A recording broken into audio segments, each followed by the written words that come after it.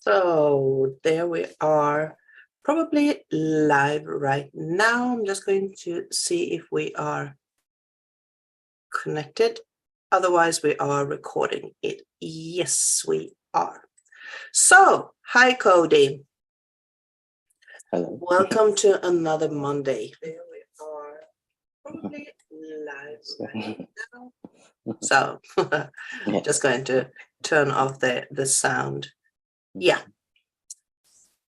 Hi, once again. Hi, Cody. Welcome. Hi. Glad to be here. Yeah, I am honored to do this workshop. I call it mini workshops because to me that it is like small workshops, because we started to talk about the 5 laws of creation. I have written them here in our chat box just to remind myself. And the last time we got together, you were talking about all these 5 laws, and then we decided that we would explore each of these laws bit by bit. So that is why we are here today, because we are going to explore law 1. You exist. You have always existed and always will exist. Mm-hmm. So that is the topic that we are going to dive into. So where should we start? Because I'm going to give you the room. I'm giving you the space here. Thank you. Yes. Well, yeah, it's definitely an interesting one, and we're just going to dive deep into each of them because each law there's so much to it, to each one of them. Therefore, you kind of need the time to really talk it out and think about it, type of thing. So the first one, law 1, you exist. That one seems like the simplest and most fundamental, if you will, but paradoxically, or kind of ironically, so to speak, it's also the hardest to fully grasp, or at least it can get pretty extreme. It's very. In what way? Yeah. Okay. So it's simple as where that you exist, you're aware, you're living, all that stuff. So that's very simple. You can get to the extremes to where you realize, yeah, existence is existence, and it dives deeper into source, into the creations of reality, into why life is life. It dives into the fundamentals of God, if you will. Though I tend to not use that word too much. I don't know why. It might be some past thing. I like source. Source is a better word to me because it's truly the beginning of all things, if you will, the foundation of all things. I like source too. Yes. Source is like the all-embraced energy. So you don't have to classify what kind of collective source is source. It's the foundation source. Yeah. Yes. Yeah. Yeah. Kind of like to say it is what it is. You can't really dive too deep into it because it just is. You try to label it. If you try to label it, then it's not fully source. It's the creation of source. It's like one layer down, if you will. Good point. Yes. Yeah. So diving deeper into you exist, it's like we said, it's a foundation of perception. Source projects itself into all ways. Source is the foundation, and then it goes out and projects itself to be all of what reality is, and therefore we are a part. We are a fragment, of that original energy, and therefore, if you really think about it, really dive deep, the you exist, you have always existed, you will always exist, is basically going back to you are source. You are the ultimate being experiencing that self in all ways possible. You have a unique experience in this perception of reality. You existing here is one aspect of the whole thing that you actually are. And so it's much So that's broader. kind of embodying every light body that we have and every awareness of other collectives, and just Yeah, to get a it's picture about how big we are as light yes. beings. Yes, because it can be simplified, or not simplified, but if you resonate with the fact that you exist, you have your unique perspective, but that's just one part of it. You exist also encompasses all the lifetimes that you have lived, will have, even though time's not, there's no time, so it's all happening now. All of them existing right now. Therefore, you are all of those existence. Also, the foundational reality, the mirror that you are projecting out to live life. So all the stuff around you is still you. The floor, the ceilings, any little materials around you, it is all source, which means it is all you. And so, And that brings me to, I'm just going to interrupt you here, because when you were talking about you are every past life and every future life in this now, the word Akashic popped up in my mind, Akashic. So that is the vault of information that we carry with us through life and life and life and so on. So that is our hard drive. That is a good word. It's kind of our hard drive.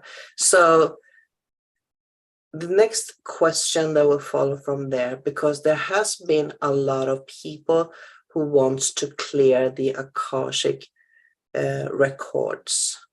And I'm not going to say if it's good or bad. I'm just going to say that for myself, I actually have reflected upon it, and I'm not particularly comfortable with people who try to access the my records and try to delete them or mess them up. And because I do know there has been a lot of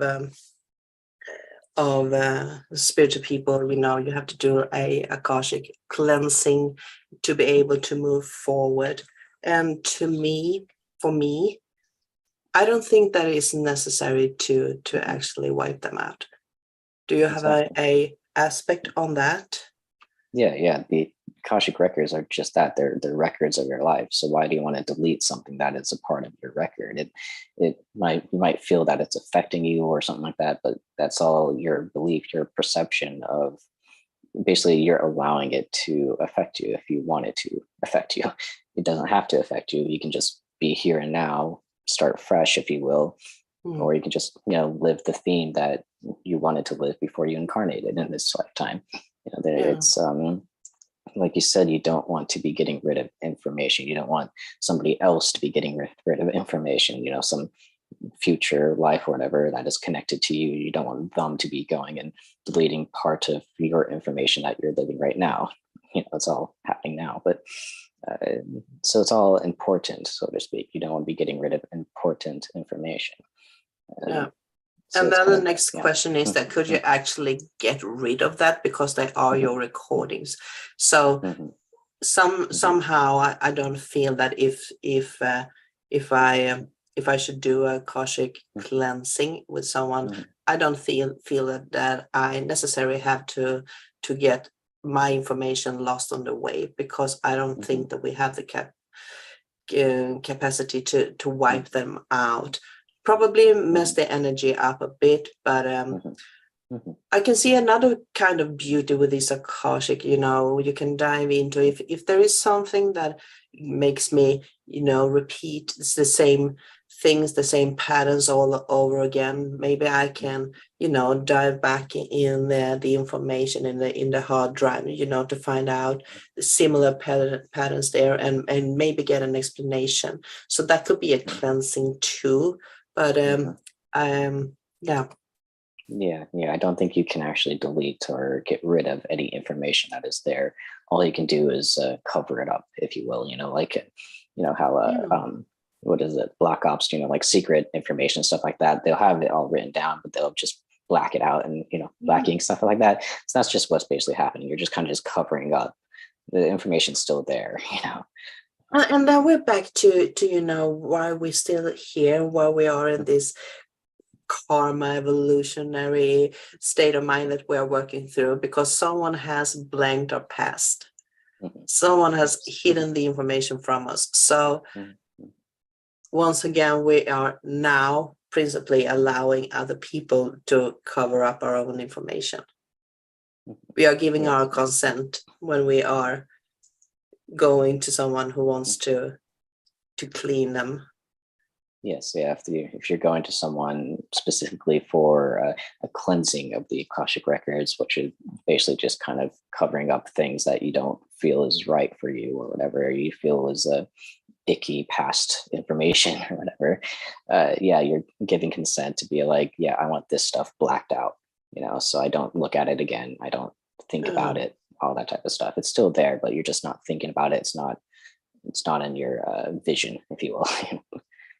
And that is pretty interesting, because once again, this is the same process that we are going through right now, that we have been going through before. We have given our consent to get our memories wiped out, because we are still in the awakening process, and we are now about to do the same thing. And once again, so what are we learning? What are we learning in this existence? You have always existed and always will exist. Yeah, and that's the thing is, because you have always existed and always will exist, having all that information constantly in your records, like constantly aware of all that information, would be too much for a person to have, if you will.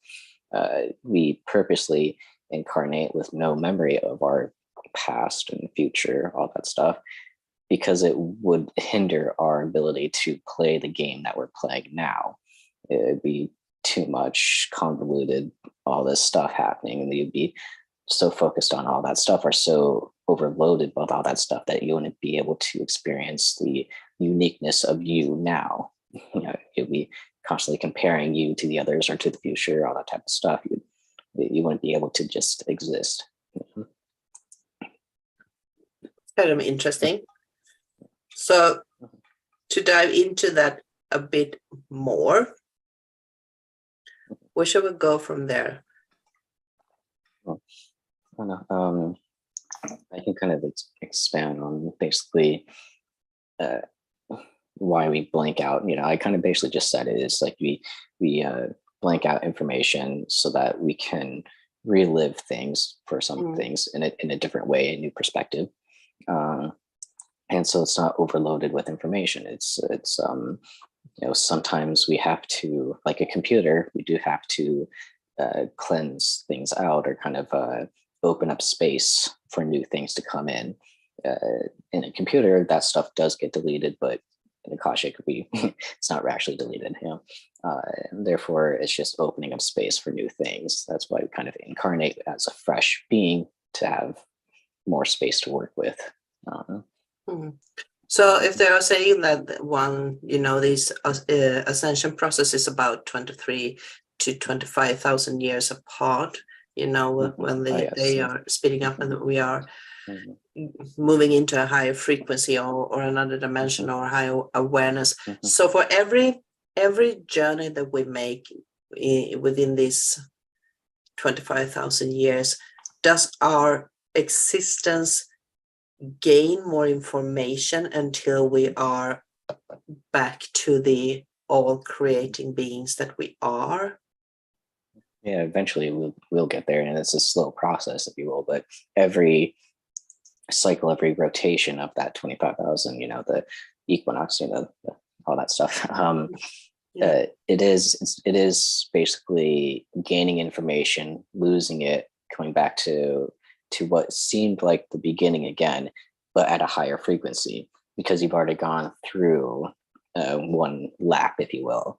So you still have that lap under your belt, if you will. You still have it there. Therefore, it's like the circle is going around and then going up one step, going around, going up one step, going around. And it doesn't seem like you're actually going anywhere, because you're just kind of coming back to the same point, but you're always just a little bit higher each time.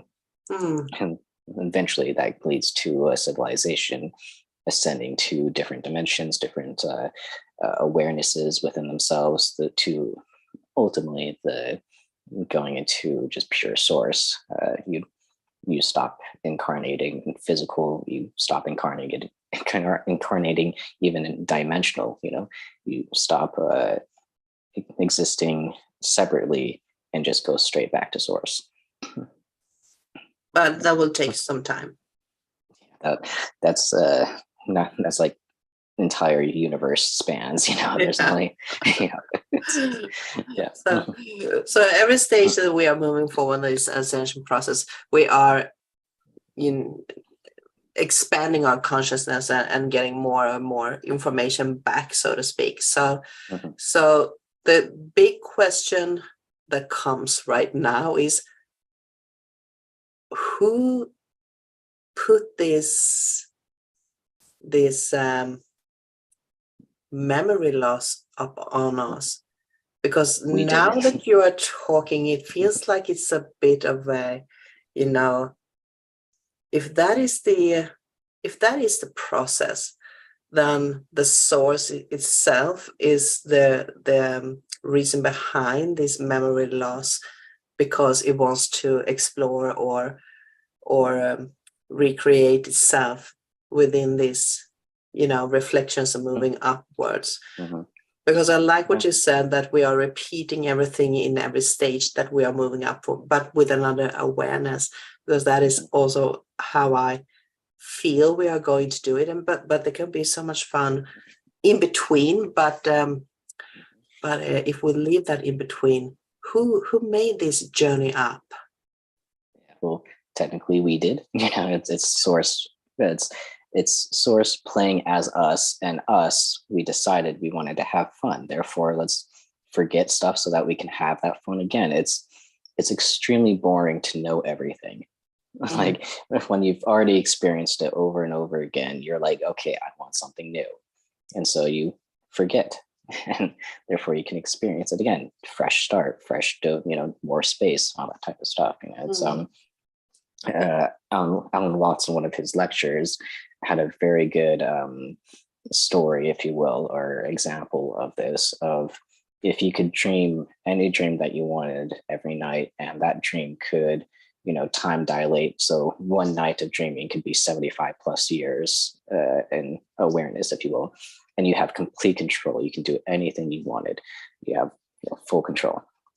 Eventually, as you would dream, you'd get further and further. You make further and further steps into the unknown, if you will. And eventually you'd be like, okay, I've experienced everything. I've had the greatest pleasures. I've had adventures. I've had all this type of stuff. I want something new. And so you'd start implementing the fact that you forgot that you're the one controlling everything. And therefore you kind of have more of a risk, if you will. It's a pretend risk, but you are risk, it's something new. It's, you don't have control anymore. And you get further and further and further until you finally like, okay, I want to forget everything. And then eventually you come to where you are now, us having this conversation, So, yeah. I try to see this from a funny point of view. So I was going to say that. So I'm basically talking to myself right now. But yes, you are. Yeah, yes, you are. Yeah. Yeah, that's the funniest thing. Yeah, and I think that most of us get that. But what the tricky part is to wrap the information about how, like you say, we are mirroring each other. We are from the same source, therefore we are one in this oneness, but having different experiences. And being here, we are sharing the information with ourselves out there in the earthly realms. But when we are seeing ourselves as, a future us in a future, maybe in a higher dimension, there are still this oneness. We are the same. The collectives are the same. They are so connected to each other. So they are sometimes channeled as one person, but when you dive into it, it's a multiple energy behind it with a lot of entities or energies that are together as one. And can you perfect example of sorry? A perfect example of that is the Pleiades. The Pleiades exist in multiple planes. They have like the physical, so to speak, expression of themselves. Then they have the multidimensional, and then they have the Pleiadian collective. And therefore, it's all the separate energies, but experienced or can be channeled as one being, if you will, or one thing. They all are connected with all each other's memories, feelings, thoughts, all that type of stuff. It's all just collected into one thing. And so that's a perfect example of that. Yeah. Definitely. And to bring something more earthly that many of us do recognize when we are looking at Egypt, for one example, we have Isis. Isis is not just one goddess. She's usually pictured as a woman or a goddess, but that is collective behind. There are a lot of entities channeling that Isis. So this is huge. Yes, yeah. I think the funniest thing is like when, well, it's not funny, but it's lots of water. Okay. So when people first start having the interest in like past lives and all that type of stuff, they get really hung up on those past lives, and they're like, oh, this is the life I lived and all that type of stuff, and eventually they might realize that there's a whole bunch of past lives that they lived, and there's future lives as well I'm going to live, but they still get hung up on that linear line of it happens this way, and then eventually, if you get further and further into it, you realize, oh, it's all happening now. They all exist now, but they still are hung up on like one line, if you will, one group of souls, the oversoul, if you will, the oversoul that is connected with all those that are experiencing it now. But then you get further and further, and you're like, oh wait, it's not just all of these, it's all of yours and all of that and all that, and it's all one thing. And you finally have this like eureka moment of like, oh shit, I've just been playing with myself this whole time. I've been like, you're me, you're me, you're me, you're me, I'm me, and it is really the fun, like once you have that eureka moment of that all beings are one, like truly, truly one, all people living on Earth right now, all people that are on different planets, different dimensions, all that, all one being. You truly just laugh yourself crazy. Like you just go into like a euphoric, just at least that was my experience of when I like fully realized it. I was like, I really could not stop laughing because it was just the funniest joke ever, basically. I just got the picture in my head about Mr. Smith from the Matrix, Yes. multiple personalities, single persons, but together as a one collective. But don't you think that we are blessed or cursed with thinking linear, because that is the process of us growing up into embracing the concept of our self as multiple dimensional beings, or what? Yes. Yeah, it's somewhat a curse, but I would also think that it's the only way that we are able to experience physical reality. Physical reality only appears as physical because we go from one moment to the next moment to the next moment to the next moment. So frame by frame by frame by frame, which gives us the illusion of change, time, and it's all done linearly. If you take away that linearity of it, then you're kind of floating through different times and places and all this type of stuff, and there's no solidarity to it. It's kind of just up in the air, if you will, which most multidimensional beings live that way. They're not restrained by a linear time, and therefore they can experience all times simultaneously, all nows simultaneously. and so we actually get the opportunity to experience change linearly because we basically chose to have all this multidimensional things that are happening around us and focus it into frame by frame by frame by frame. It all still exists, multidimensionally. It's all still here and now. We've just kind of spread it out, thinned it out so that we experience it linearly. Yeah. And I just read the topic once again from the laws here. You exist, you have always existed, and always will exist. And from that linear point of view, we have so much easier to embrace what's have happened before, and we are not so comfortable or eager to embrace the future many times.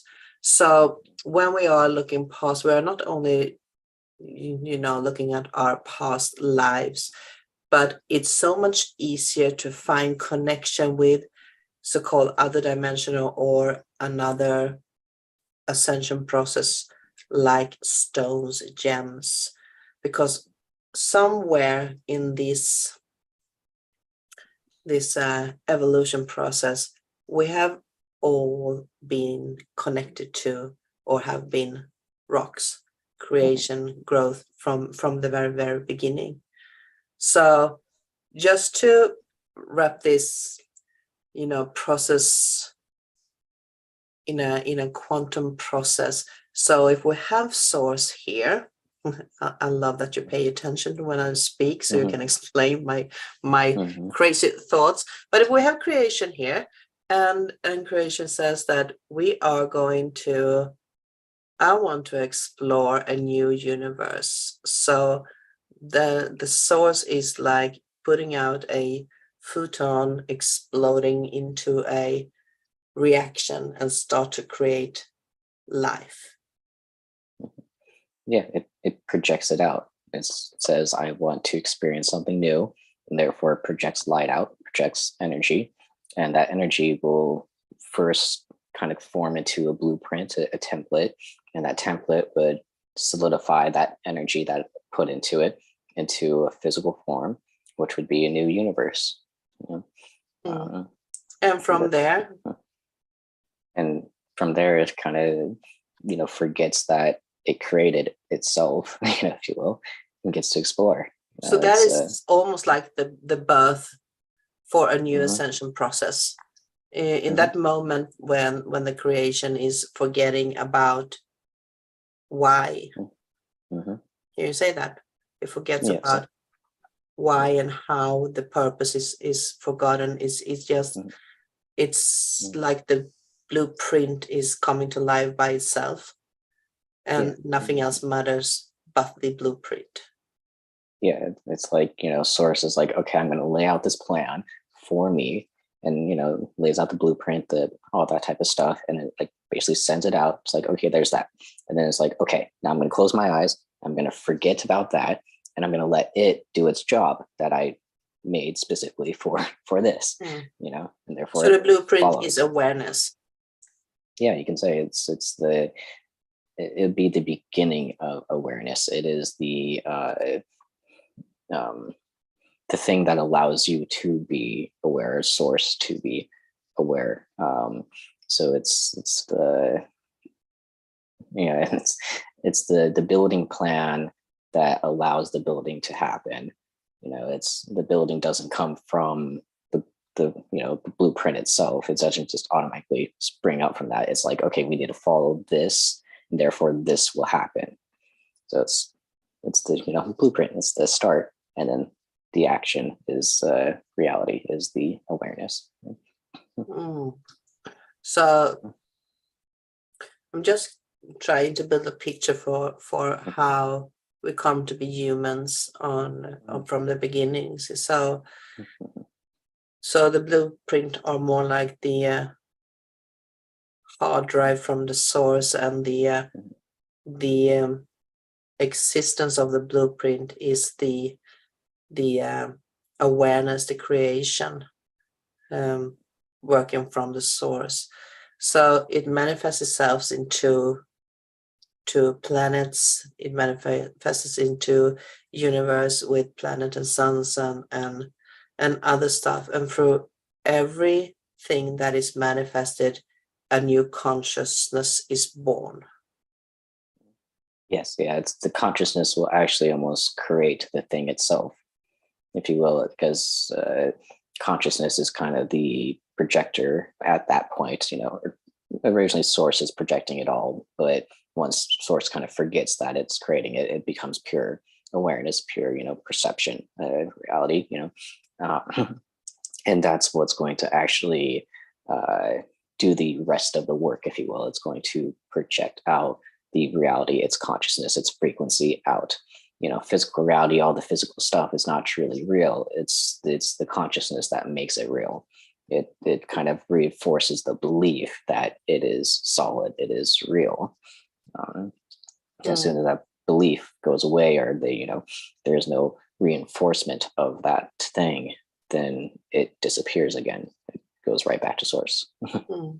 Yeah, because where I want to go with this is that, like myself, feeling drawn to stones, and we have you have a lot of stones when we do our healing, as we shall do later on too. But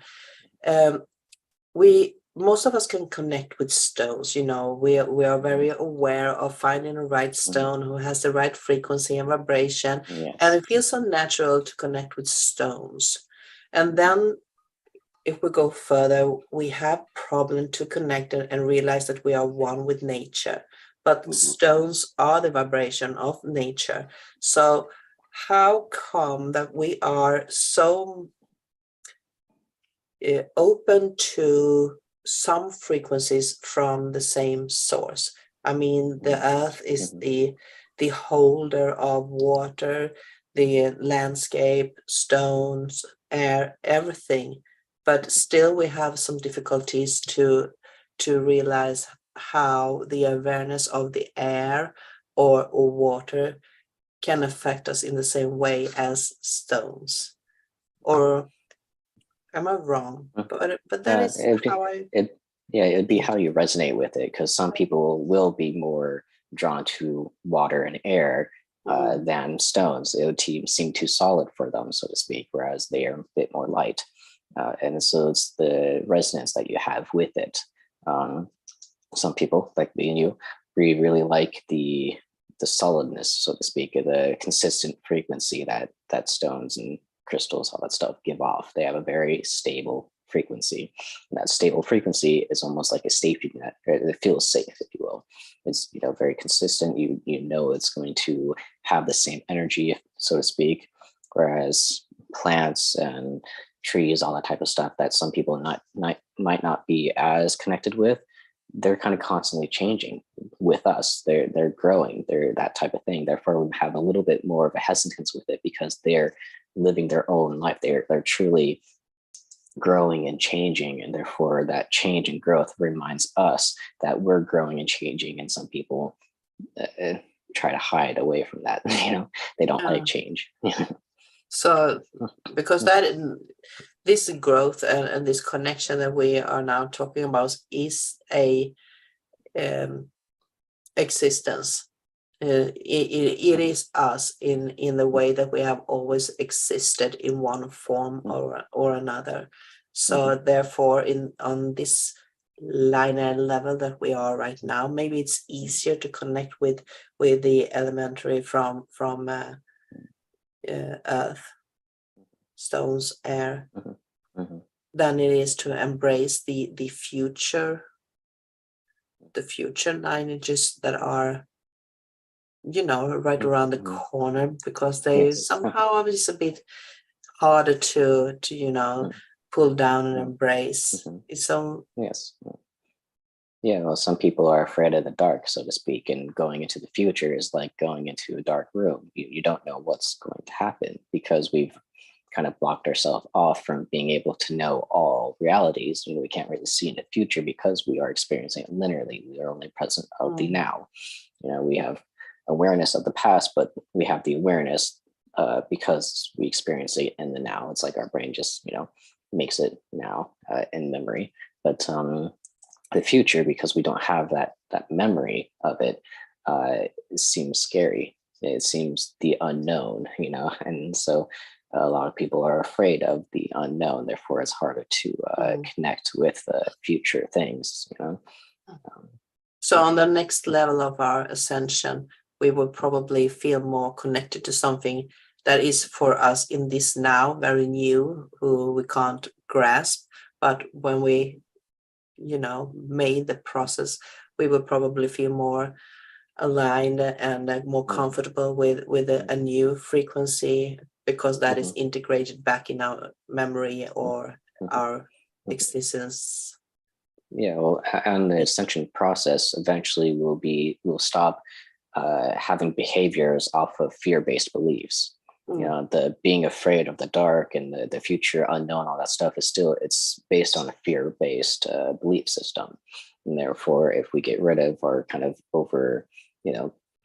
kind of just put to aside, don't really experience the fear-based beliefs anymore. We change those definitions, change the beliefs, changes the emotions, changes the thoughts, and then changes the behaviors. So if we, change that belief, then we'll be perfectly fine going into the future, knowing the unknown or going into the unknown, because we will know that it will always be okay. There's no danger to it. The danger that the fear was, screaming out at you is gone. Therefore, you're like, whatever is. I know it's going to be great. It's going to be helpful for me. It's because I chose it. Therefore, it's all beautiful and great. You don't have to be fearful of it. Yeah, we're looking forward to whatever is going to take place, because we do know that we are somewhere creating that event and learning from that in a way. So you exist, you have always existed and always will exist. What more can you say about that? Yeah, that it is the basis of knowing source, if you will. Once you have that first law wrapped in your head, one, you'll know source, but also you will know yourself so much better. You'll be less afraid of life, because you know that you've always existed, always will exist. Therefore, you don't have to be afraid of your existence now. There's nothing to be afraid of. You might have, pains or sufferings, all that type of stuff, but that's only momentarily. That's only in the moment right there. You will always exist. Therefore, there's always going to be opportunity for growth, opportunity for new life, for exciting challenges. It's always going to be something there for you. Therefore, to get hung up on the things that you're dealing with or suffering right now only limits your ability to grow and change. Interesting. Yeah. Very interesting.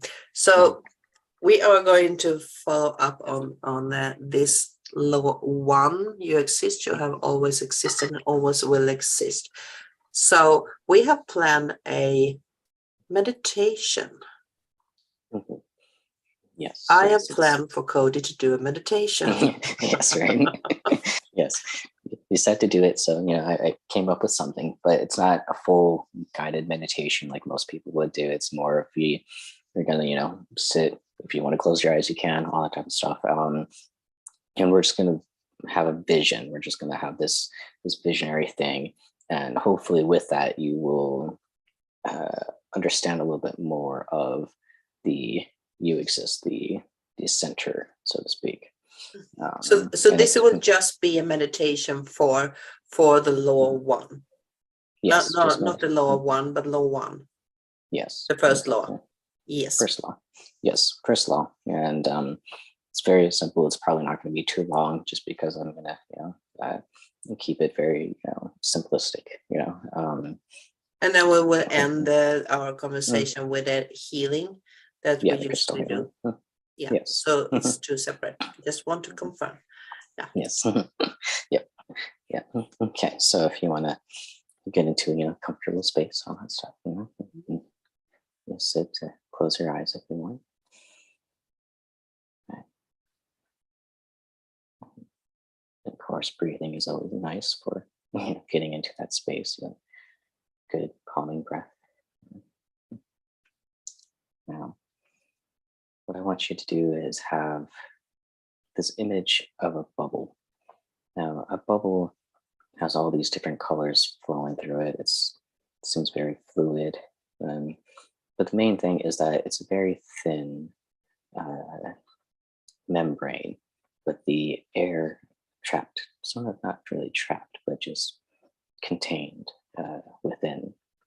Now, place yourself in the middle of that bubble. Therefore, you are awareness within the center. Now, all throughout the surface of that bubble is all the space and times that you have ever been, you've ever existed, which means that it is all things, all times, all nows. And of course, it is not linear because a bubble is not linear. Therefore, you can connect with any point on that surface at any time. Knowing that, you can experience yourself as the center of all beings, all times. You are the awareness that there is a bubble, that there is you. You experience yourself as all these points on the bubble.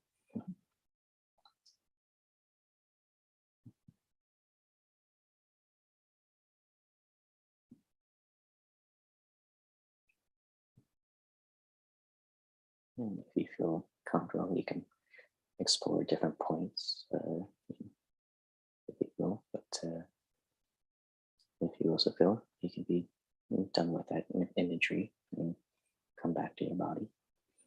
A very short meditation, visionary experience, but you can always come back to knowing that you are the center of all existence.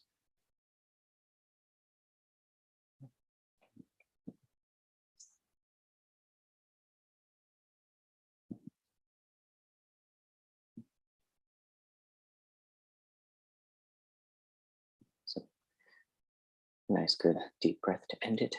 Just.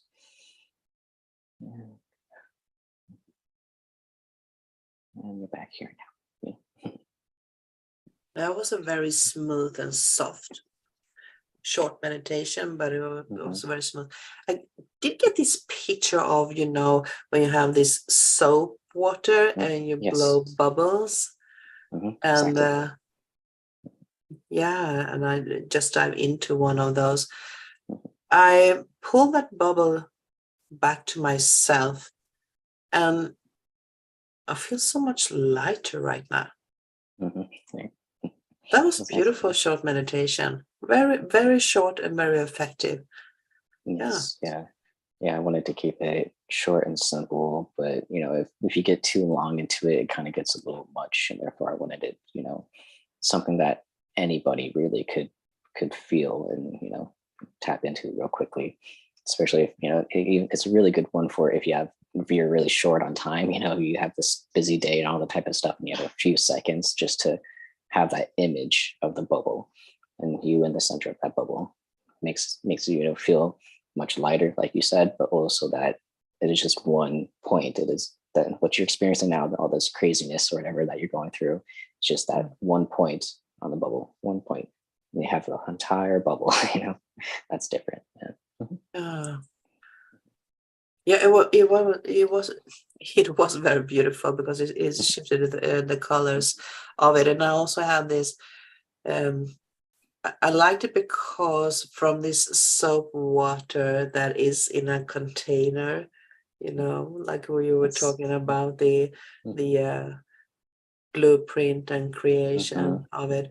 All these bubbles are just emerging and you are a part of that bubble in the midst of one. So it was a very beautiful connection that I think could be helpful to embrace everything that we have been talking about. And yeah, definitely. Will you do us the honor to have a short healing? So we end with a healing.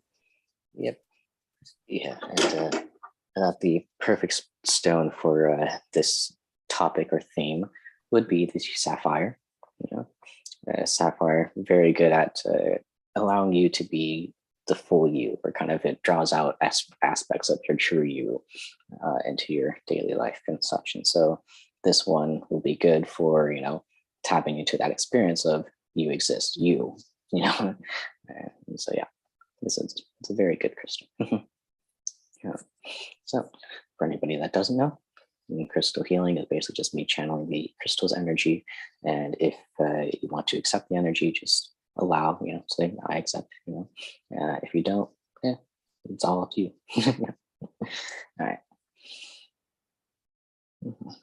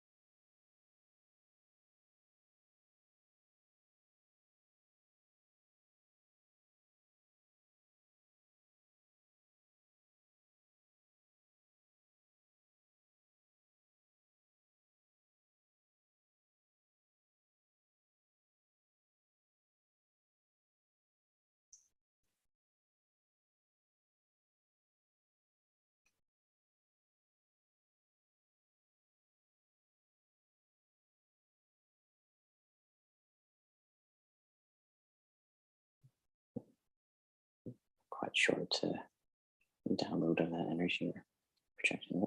So, of course, more energy will slowly absorb into you later on, but it kind of sent out a lot of energy at a short period of time, so it kind of will spread itself out eventually.